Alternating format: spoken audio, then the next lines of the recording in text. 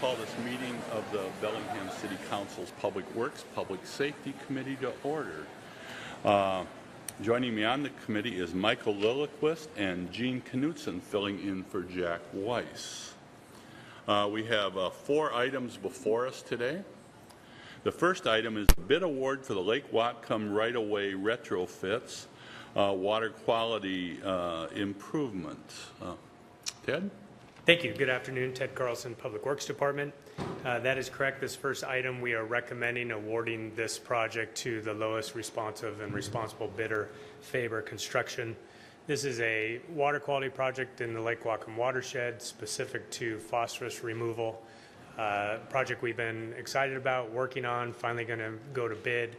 It does need to be completed within the Lake Whatcom window for excavation within the watershed. That should not be an issue. We have the working days and the ability to get that done. So we were happy with the bid, and we recommend awarding the bid to Faber. Okay. Move approval. Okay, we have a motion before us. Michael. Just a quick question. It sounds like it's one of the smaller projects, some little kind of side streets and an alleyway. Is that correct? And does it tie into a larger system? And also along North Shore Drive, and so it does have some segments that are off North Shore, but this is a project that we discussed actually as part of the 6-year TIP a couple of years ago, because it does replicate the improvements that were made along North Shore Drive, the portion where we did finish it out with bike lane and sidewalk, the previous. This just does not have the bike lane and the sidewalk, but the stormwater treatment is the same.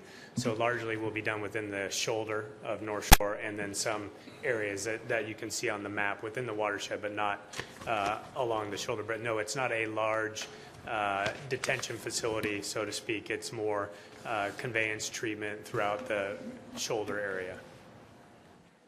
Okay. Any other comments? All those in favor of the motion, and say aye. Aye. Okay, we'll recommend approval tonight. The next item is a bid award for the McLeod Road culvert replacement. Thank you. And this is one that I talked to Terry just prior to the committee meeting. Hopefully you have a memo in front of you somewhere. This was a decision that the department made late last week after the packet went out, where after reviewing the bids and reviewing the procurement process for obtaining the culvert that was part of this project that has to be fabricated, and looking at the restrictions for the fish window as part of our permit, that we just realized we just will not be able to meet the permit window.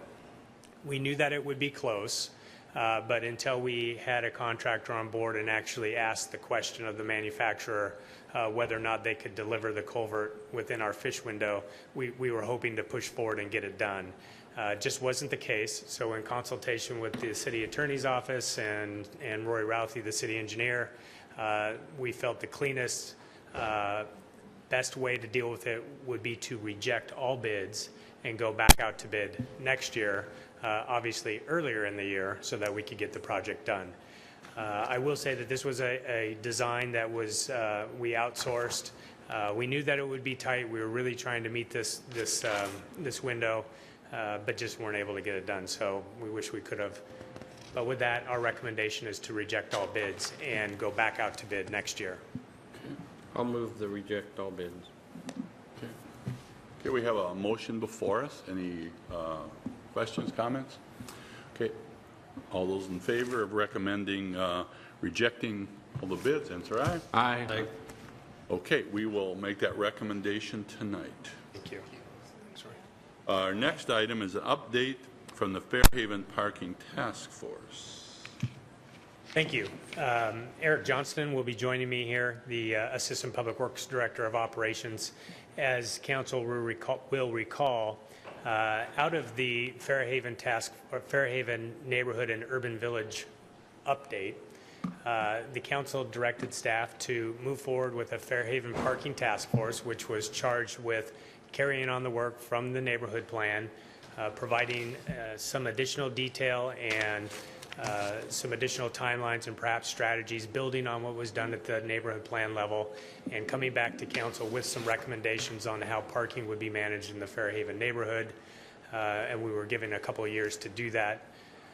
Eric has been working with the task force. We had intended to have Robin Robertson, one of the task members, here today to give the presentation. Unfortunately, at last minute, she was not able to make it, so Eric and I will do our best to fill in. Actually, Eric will give the presentation, and we'll be happy to answer any questions after that. So, thank you, Ted. Eric Johnston, Public Works. Also in the audience tonight this afternoon is Jim McCabe from the Transportation Commission. He's also a member of the Fairhaven Task Force. I'm sure he'd be able to answer any questions that might come up as well. So just very quickly, through a rather short presentation this afternoon, just a bit of background. Reminder to the council that previously in 2012, the council did require that a task force be assembled to be put together to look at various elements of the parking in Fairhaven, and specifically to make recommendations regarding parking management tools and cost mechanisms. So that committee was put together, that task force was put together through various groups within Fairhaven, including the Business Association, representatives from the Parking District, the Fairhaven Parking District, as well as the Neighborhood Association, and members from the Transportation Commission. And those are listed out there. The task force has been working very diligently. We've met every month since May of 2013. Very bit of a summary there of the work that we've been looking at. I spent a lot of time discussing about existing inventory and have really focused in on both short-term and long-term strategies, narrowing those down by various zones within the Fairhaven area. Has had a fairly significant amount of public involvement at the last 3 or 4 meetings, and have had some involvement with the Port, WTA, and the business associations, as I mentioned earlier. One thing to kind of take a step back, the Transpo group did conduct a parking survey down in the Fairhaven area, concurrent with the parking survey that was done in downtown. Just for a reminder for the council, a couple of the key points out of that study.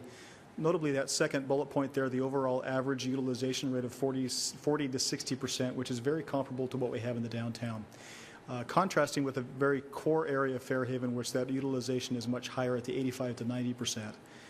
But the overall, in the entire area of Fairhaven, is more of that average typical rate that we see in downtown. One thing that the parking plan did look at was the cost to build above ground parking, at a very significant expense, $30,000 to $60,000 per space, and a $13 million project cost. That was listed in 2012 dollars, and did not include the cost of property acquisition in Fairhaven either. So pretty significant cost to do that. Would note here that as part of the work that we're doing right now with the parking structure in downtown Bellingham, the cost to replace that structure in kind, but from the architect, was around $16 million. So the numbers are pretty consistent. The task force members have identified a couple of very key issues. First and foremost is a perception of a lack of parking. So the numbers that were generally agreed are reflective of what people are seeing. Reflect that the parking is available, but there's a strong sentiment that there's a perception of a lack of parking, and that is not beneficial to the area as a whole. Pretty consistent that employees are parking in front of businesses and taking up space for potential customers. That there are private off-street parking areas that are being used that could be developed at any time. This is a recurring theme with the parking task force, particularly the area referred to as the pit. That's that undeveloped area down there across from the Fairhaven Inn. That's privately owned. It is being used for private parking without much of a restriction on there, but that is currently for sale. And there's a concern as to what would happen to the parking demand once that property was converted over and started to be developed. We've had a lot of conversations about the parking districts, and we'll talk about that in just a minute. Some misperceptions about what those parking districts are, what purpose they serve, and what purpose they may serve in the future. And a recurring concern about residential parking not being available for the public. So this would be parking that we use for residences in those mixed-use developments that could be available during the daytime, but right now is not, as those is currently restricted for just those private residences. A little bit of a note about the parking districts. There are 2 specific parking districts in Fairhaven. First is the Fairhaven Parking District. The second is the 10th Street Parking District. There has been quite a fair amount of conversation about what those districts are. And as we've talked about that as a group, the districts really are, it's a bit of a misnomer, if you will. The district is in essence, a development agreement between the city and a group of property owners. So district, in the sense of a city district, would tend to imply a taxing entity or some sort of a public entity. In this case, these districts are both private entities or private organizations that are met a need at the time, but have now completed all their obligations under their development agreement with the City of Bellingham. We do have representatives from the Fairhaven Parking District on the task force, and they have acknowledged that there are some funds available still within that parking district. And as we talk more into the future as to ways to fund some improvements or changes to the parking within Fairhaven, that they have expressed a willingness to be part of that solution once we come to that. But I would say that we spent a lot of time talking about the parking district and whether there was a benefit or not. Consensus from the group, from my perspective, is that they met the need that was established at the time, but as they have met their obligations to the city, that there's probably not a need for them to continue into the future. But they are simply a contract between the city and those property owners. The task force is really focusing on implementing phased solutions by different areas. And yet I see on the figure here that there are 4 specific parking management zones. That zone number 1 is that core area. This is the area where the parking is upwards of the 85 to 100%. That zone 2 encompasses the larger commercial area in the Fairhaven. Those 2 areas combined would be that average utilization between 40 and 60%. Zone 3 is the area to the west, which will be out towards the port, and then zone 4 are the residential areas that directly surround that commercial core within Fairhaven. This is not simply, these zones are not within the Fairhaven neighborhood, but they're just in the general Fairhaven area, so it does encompass the neighborhoods to the east and to the north as well. The strategy is that in zone 1, that parking management strategies would be put in place first in zone 1, and then as parking demand increased within zone 1, that those strategies would be extended out into zone 2, zone 3, and then zone 4. Lately, the task force has been focusing on what those management strategies might be, and are making decisions that there are different strategies in different areas or different zones.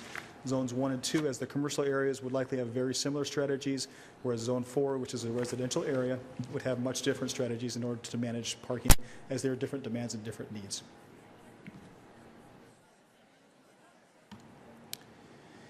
A couple of examples of the short-term management options that are being considered by the task force, and some of these are for immediate implementation once the plan was adopted by the task force and then approved by the City Council. Examples include bike storage, transit passes for employees, signage for longer-term parking areas. These are very low-cost and very short-term things that could be done immediately once the plan was approved by all the various commissions and boards. Longer-term strategies options, and these would be 5 years or so out into the future. Enforced time-limited parking, paid on-street parking, street improvements, and or potentially a parking structure. And obviously the parking structure would be a much longer-term solution, probably beyond the 20-year horizon, as we saw similar to the downtown.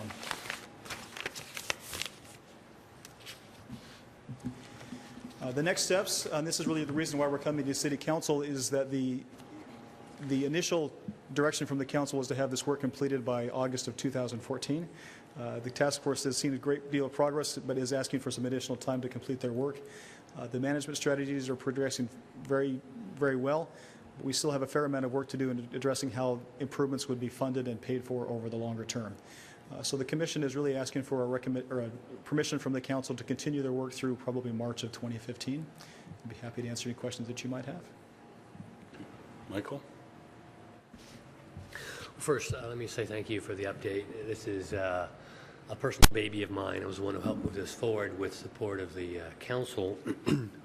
I'm very much in support of allowing this work to continue, but I suppose my first request would be, it looks like there might be consensus on a few short-term items.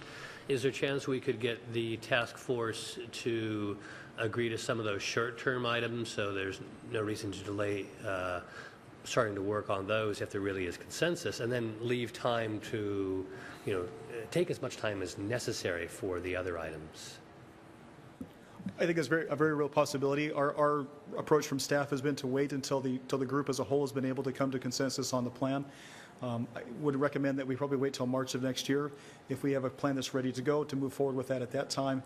If it's not ready to go, then move forward with some of those shorter term strategies and leave the longer teams for a longer term out. But to really have the task force, which is taking great ownership of this plan, to truly keep and retain ownership of that plan, rather than having the city push forward with some shorter term strategies, let the task force and the neighborhoods and the business associations receive the plan in its entirety, accept it, and move forward with it. That way it's owned by the Fairhaven area and not a city staff project. So my recommendation would be to wait till probably March of next year when we have a real sense of what the overall picture is, and then move forward with those initial strategies at that point in time. Gene? You just need direction. You don't need a motion on that, do you? If we agree. I think if we get direction from Yeah. council I to certainly extend. have no problem with that. I would say, with the complexity of this issue over the last couple decades, to take as much time as you want if you can come together on agreement, because that's one of the first things I tackled when I was first elected was they wanted to put parking meters Fairhaven, and everybody Yeah. knows the rest. So, no, it take as much time as they need, as far as I'm concerned. I'm wondering, though, if maybe just to avoid any confusion whatsoever, that we do make a motion and bring it to the full council, so that way it's on the Okay. record. If anyone, comes back, it's clear, because just, yeah, I would feel more comfortable just having, Okay. Michael? I would motion that we direct staff to allow the task force to continue to work until approximately March of 2015. Second, that's fine. And one question I thought I heard you say, but part of the strategy, working on the strategies will be to figure out as well the funding, how to fund this. Yeah, that's absolutely correct, and that's obviously one of the larger challenges, and it's something Yeah. that they've spent quite a bit of time talking about. But that is a piece of it. How do you Yeah. pay for the improvements that ultimately are recommended by the task force? Yeah, because, I know sometimes there's some confusion about, like, parking funds, which are generated in the downtown, and we've got mandate that they're spent for that, for the enforcement money, and that isn't used to pay for other parts. And Right, and on that note, somewhat separate but certainly related, the staff will be coming back to council in September with some recommendations related to not only the parking fund, but also some code language related to parking, all of which is going through the Transportation Commission. It's been to several meetings. We'll go again tomorrow night, a couple recommended code revisions, as well as probably a recommendation from the Transportation Commission on the use of parking fund money, building on the language that council approved as part of the downtown master plan. Okay, so, yes, Roxanne. Just a quick question, not to get too tactical, but I was wondering if we're also looking at, and maybe it is included in this, but how we could maximize on-street parking as we do a review, like closer up to stop signs, for example, and just, I know 1 or 2 or 3, might not make a world of difference, but it could show that we care. So I was just wondering if that was kind of being looked at. Yeah, and I'll speak to this, and Eric can maybe weigh in on any recent discussions, but that's been really an ongoing strategy in Fairhaven for several years now, is how can we add some additional on-street parking and make better use, whether it was going from parallel to angled, which we've done in some areas, but I'm sure there's other operational discussions that the task force is having. I would agree with that, and not only adding 1 or 2 spaces, but changing some of the times in some other areas, particularly for example, in front of one of the banks, they requested they have a short 15 or 20-minute parking space for some of their customers to come and go. Those types of activities, those types of management strategies are exactly in line with what the task force is looking at. Great, thank you. Okay, Michael? Ted and I have talked several times about some real-time parking management systems. These are basically space-based, there's a parking space-based systems which keep track of how long a car has been parked there. They can send that information out in real time, both to the city enforcement officers as well as to the public, to indicate where parking is available. One of the issues we found in downtown is there might be parking, but it's 4 blocks away and you don't know that. Fairhaven is a small version of the exact same problem. It's maybe completely full in the 4-block radius, but you don't know whether it's east or south of here that you need to go to find the open parking. So, Ted, you and I have, I think, disagreed on where we might try a pilot program. I'm still of the opinion that Fairhaven is the perfect size to try that sort of pilot program in, and I still have that opinion, but you have another view. I do, and this is something that we have yet to come to council or even had any real significant discussions with the Transportation Commission on yet. But what Michael's referring to is some real-time data collection where you actually put sensors in the parking stalls themselves, and it allows you to get very accurate data and the use of the space, how often it turns over, average length of stay, and even to the extent of could you build some interactive application that would direct people to where parking spaces are open. At this point, Eric and I, our current thinking is if we do recommend that kind of technology, it would be something we would recommend for a portion of downtown where we have very heavy use and where we're trying to better understand that use to potentially recommend things like demand pricing, something like that.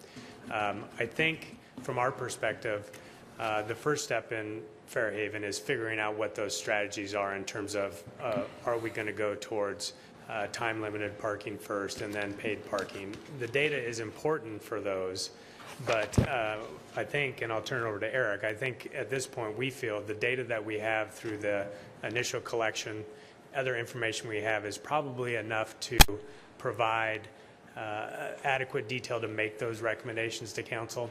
But let me turn it over to Eric. He's done quite a bit of research on that product. I think Mr. Lilliquist is on the right track as to where we need to be in the future for parking in Bellingham. Is that the idea that there's real-time availability, real-time information, and the ability to pay for parking other than having to put coins into a meter or your credit card into one of the Loop stations, that technology enables that. One of the things that the task force is looking at is if you got to the point where paid parking was required in Fairhaven in the future, that they don't want parking meters into each individual space. And that gets us to the applications where you have the ability to pay by a phone or a mobile device. So as we look into that, the products that are available for real-time parking management, which gets to enforcement and the ability to have multiple ways to pay for that, becomes pretty intriguing. We've looked at, and Ted and I have talked, and would agree with Ted that we're considering a pilot project in the downtown, because one of the biggest benefits of that real-time data is tied to parking pricing. And without paid parking in Fairhaven, it makes it difficult to justify the cost of doing that type of an activity without a paid parking revenue source. Those types of meters, those types of installations are somewhere between $14 and $20 per month to maintain.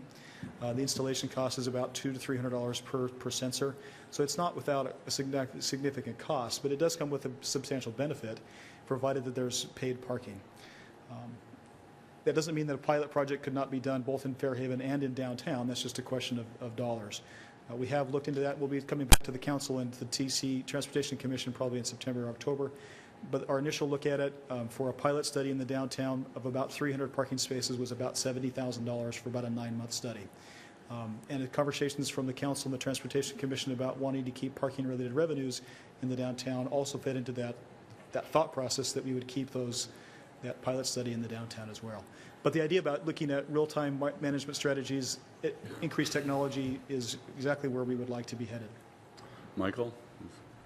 First, just a reply to that, and then a question about Fairhaven again. So we just council just received a complaint about a parking fine downtown, and I'd like to move towards a pay parking system downtown, which doesn't fine people. And Eric, you mentioned it directly. With this kind of system, you can have parking be free for the first hour, and the rate goes up and up and up. If you overstay your welcome, you don't get a fine. You just pay a higher rate for the next hour, the next hour, and the next hour. It's a much better way of both facilitating short-term parking as well as making people who stay long-term pay proportionally without having to punish them with a fine. But one of the reasons why I think any kind of pilot program is important to include not just the high-use areas, but the areas that are not high-use, because you need to be able to direct people to where there are vacancies. Correct. So if you only put in a system where you already know there's a constraint, it doesn't give you information you need. That's one reason why I think Fairhaven might be useful, in the sense that you could maybe cover both the high-use and lower use areas, zones 1 and 2, I think you called it. And that was sort of my question. If we, in Fairhaven, the recommendations that may be put in place for zone 1, one of their consequences might be to push parking out to zone 2. Correct. That may be appropriate, and maybe that's where, for example, employees should park in zone 2 and not in zone 1. So what has the discussion been on zone 1 versus zone 2? And I'm excluding 3 and 4 because I think they're a completely different set of issues.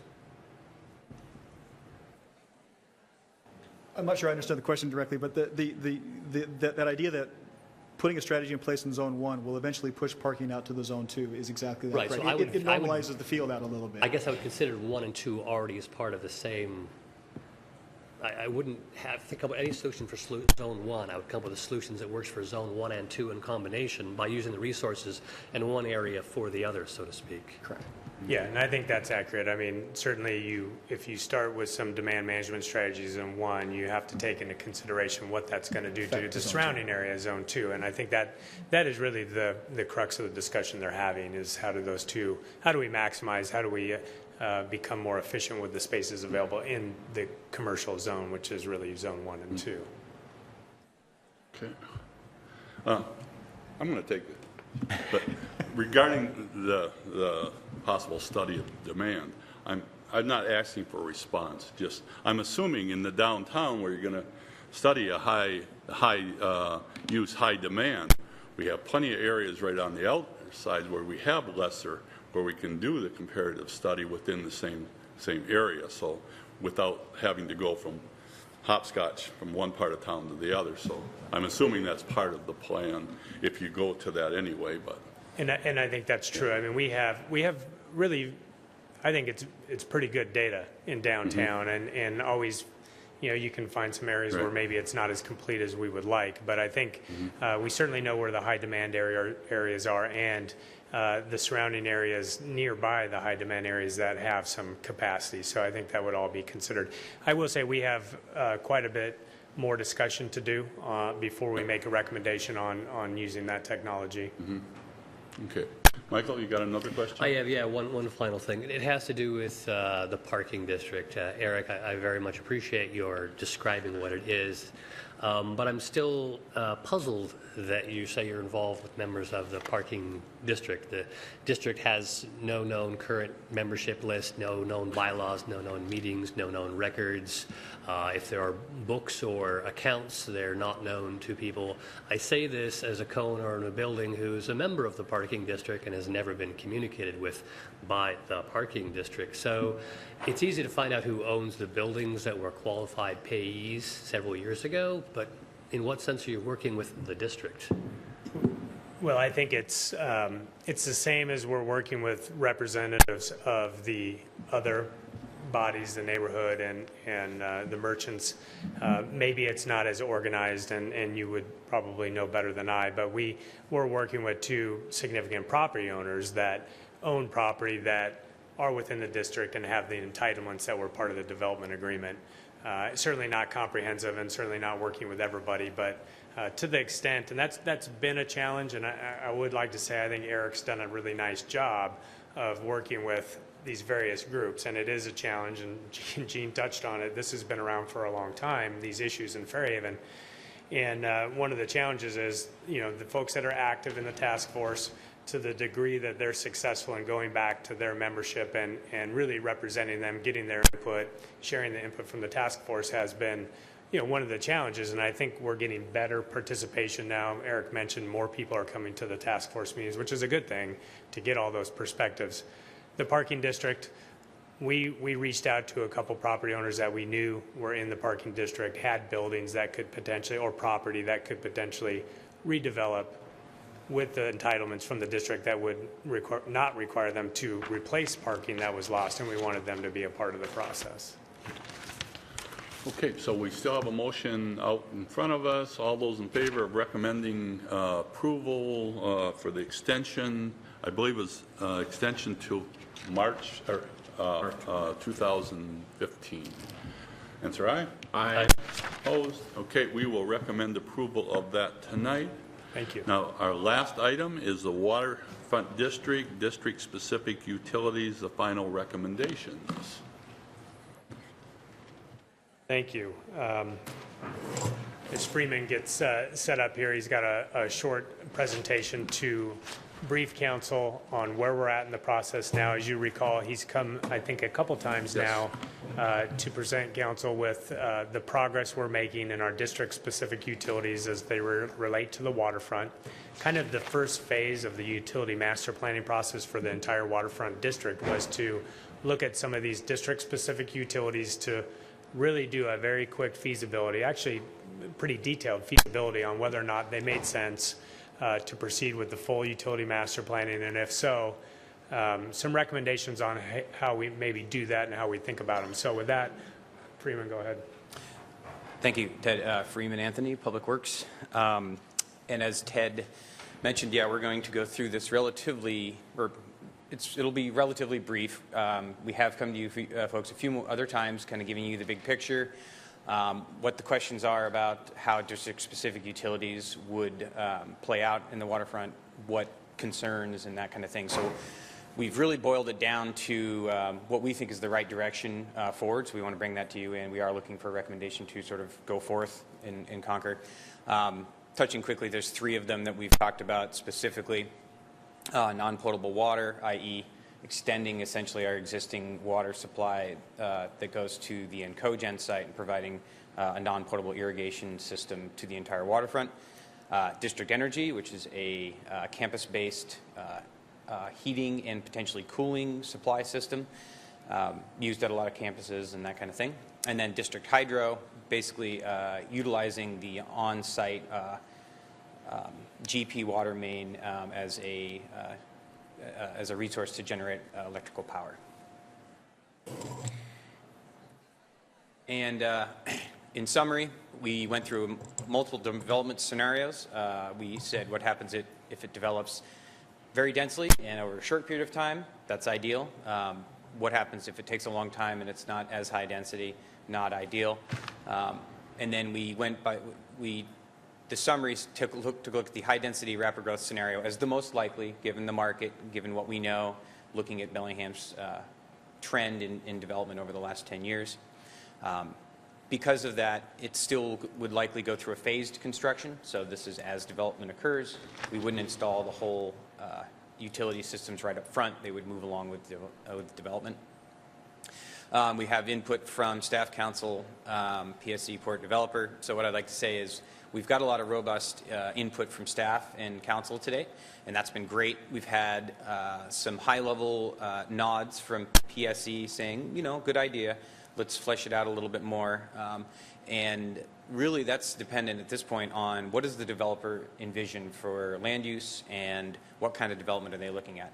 Without having that known yet, and we all know that there's, you know, down at the port that there's a solid process going on to get to that master development agreement.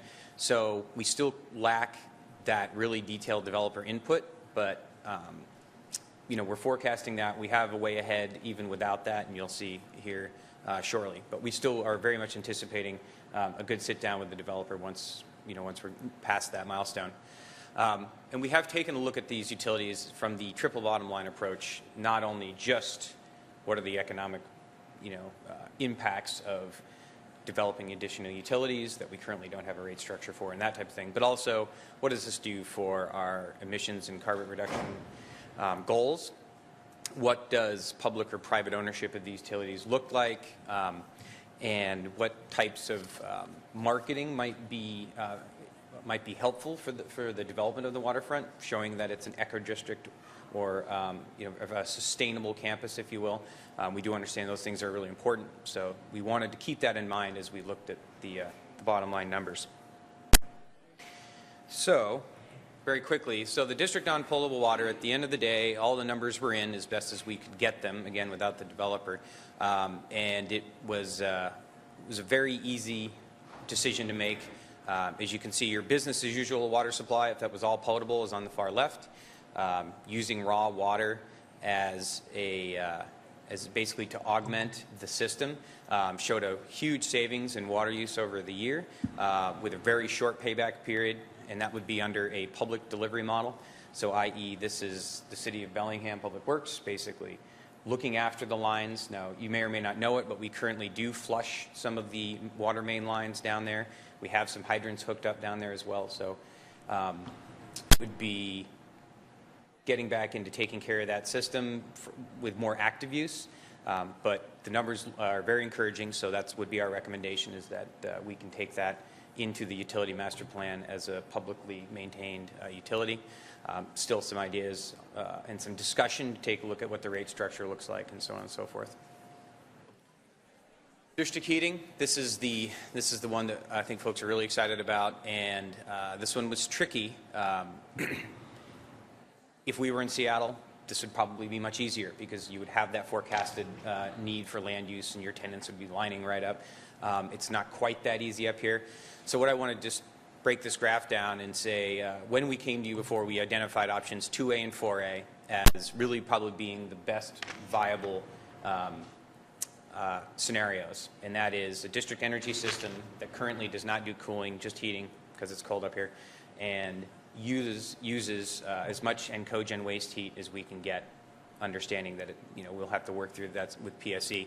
What you've got on both 2A and 4A are, there's 4 different levels, and each one has a percentage on that, and that's the internal rate of return. That's what the private sector is going to look at when they look at these systems. The 4 different levels on 2A and the 2 different levels on 4A, those are our best shots at what kind of capital assets the city is going to be able to bring to the discussion.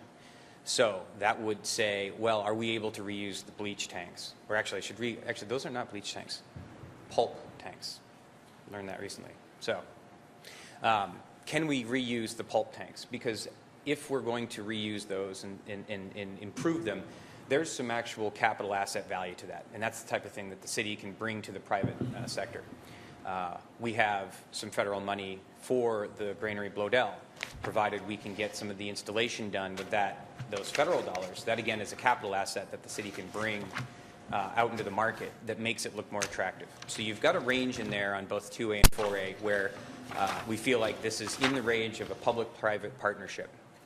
So that's going to parlay into what our recommendation is, which is to go forward and look and go to the private sector, and we're going to do what we would call, and I'll show this in a second, a request for expressions of interest. It's an acronym with 5 letters, and that is not as robust as saying who wants to do a franchise and get right into the nitty-gritty, but it's who out there is interested, and it would really help us test the waters now that we've done our feasibility and we have what we feel are as solid numbers as we can figure out at this point.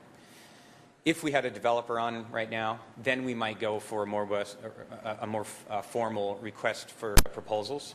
But because we just haven't got to that stage yet, but we want to keep this moving, that's going to be the recommendation.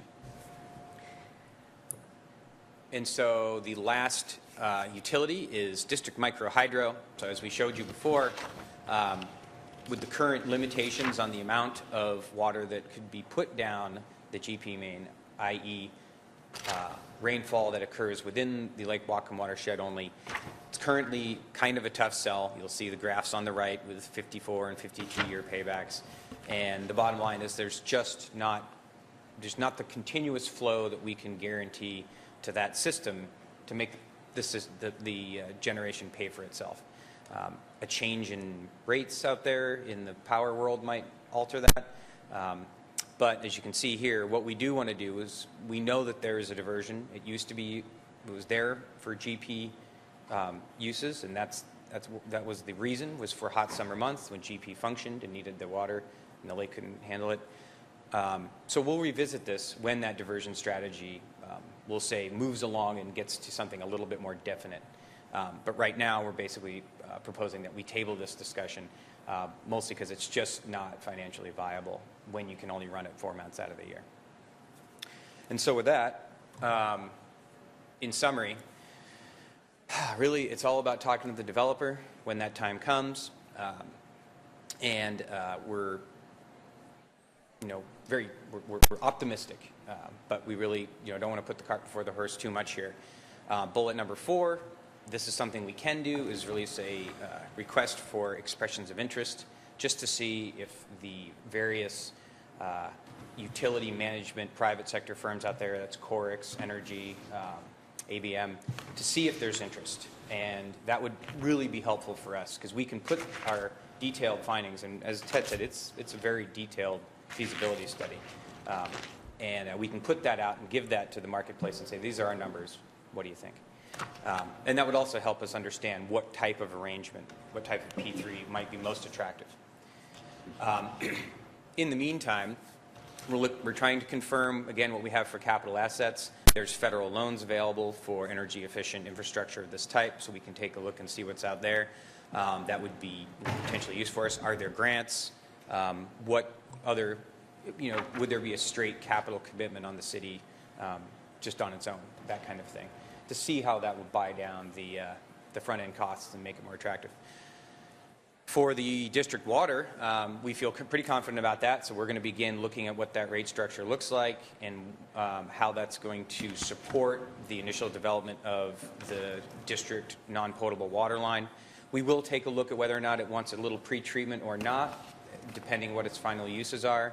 Irrigation is generally quite simple, but if you don't pre-treat your raw water, then you may not be able to use it for flushing your toilets or something like that. So there's some subtleties in there where we'll take a look at that and see what's the right model for us to explore, given that this is a new enterprise fund, basically. We want to look at it that way.